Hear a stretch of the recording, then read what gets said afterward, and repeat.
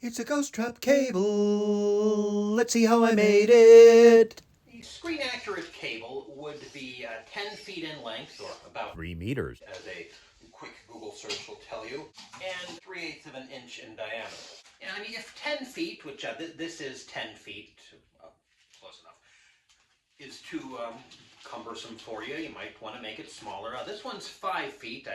5 feet and a few inches. This is what I happen to have. Though 3/8 inch flex tubing does conveniently come in 10-foot increments. But I mean, it also comes in other sizes. I mean, this is 7 feet. And wait a minute.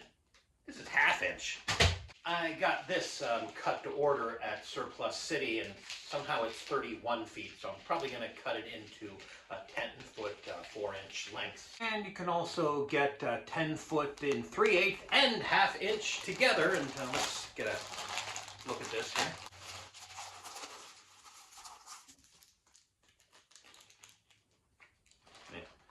And I guess we'll end up using this since I've opened the bag now. Now, as for the wire itself, I'm using 20/2, 20 halves, I don't know, low voltage bell wire. I would love to just use coaxial cable. The tips are designed for that. Just on the one end, on the other end, and then there you have it. But this is too thick. It offers too much resistance. And keep in mind, it's powered by 2 AA batteries. And even if you're using something like these Duracell Optimums, that's still only about 3 volts. And if I'm using this thing correctly, about 1 amp. So let's get to work here.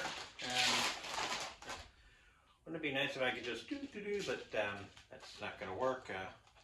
Move, rubber band.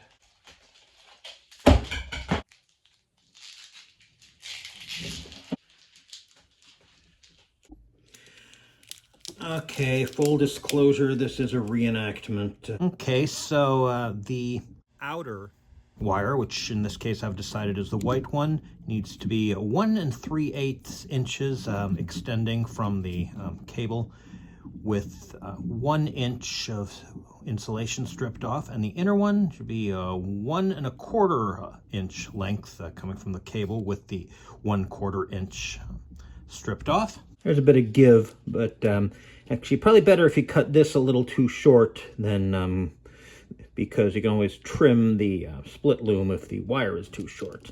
If the split loom is too short, it's much harder to trim the wire once you got the ends on. And do it like this, should stay in there. Now the BNC compression connector, there are 2 kinds you could get. Either the RG6, which as you can see also covers RG6Q and RG6 Plenum, or the RG59. The only difference, other than the color coding, blue versus red, is the diameter of the inner tube. As you see, the 6, it's larger, and so there's less room in between the inner and outer, whereas the 59, it's smaller and there's more room. I would recommend the 6 because that means less margin for error.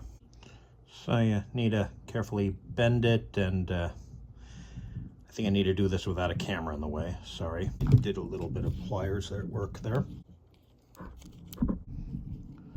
Okay, so I guess I got it in there pretty good. Can you see that in there? Sort of a hoop. You can see it's in there, and maybe push a little more with the paper clip. That really seems to be a great tool here. Next, you'll need one of these. A BNC compression tool. This is the model I'm using. Oh boy.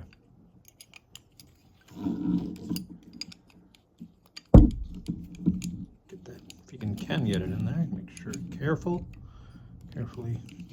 Make sure to hold the wire too. Make sure it's down in there flat. Make sure the wire's in there. And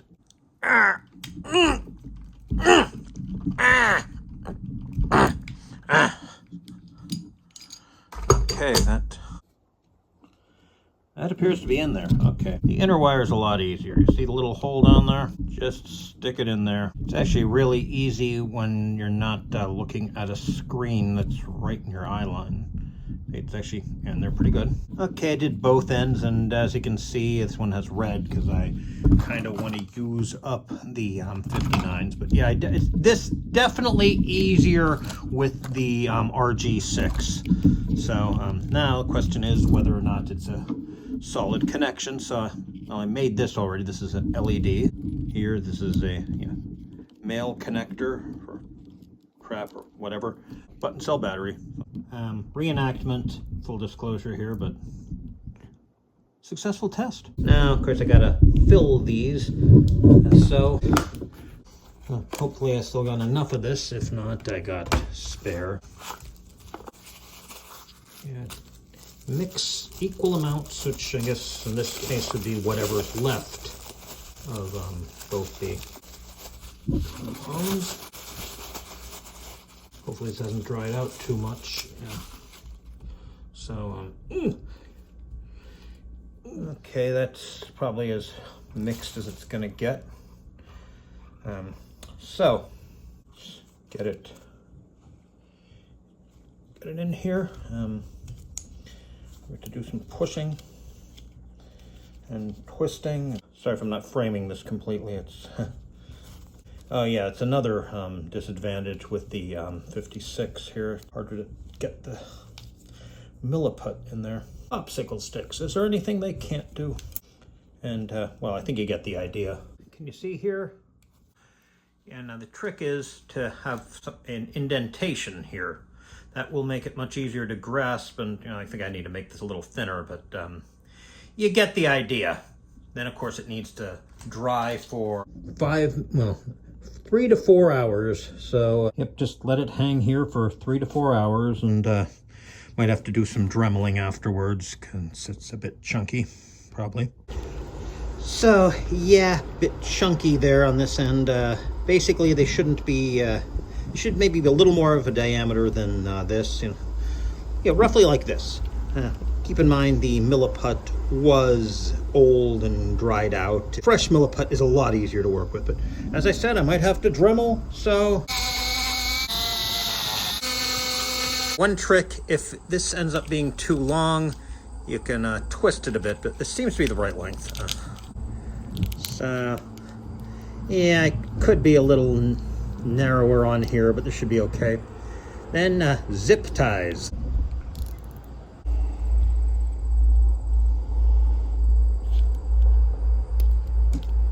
And then red electrical tape. Yeah, it'll hide the join and also make it look more screen accurate. And here we go, once around, then here.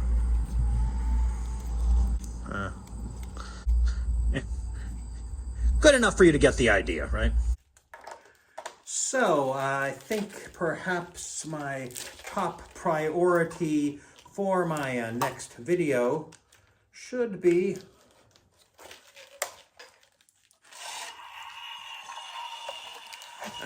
how I made these connectors. And I think at some point also why I'm never again going to try to put one of them in the pedal that comes with the trap.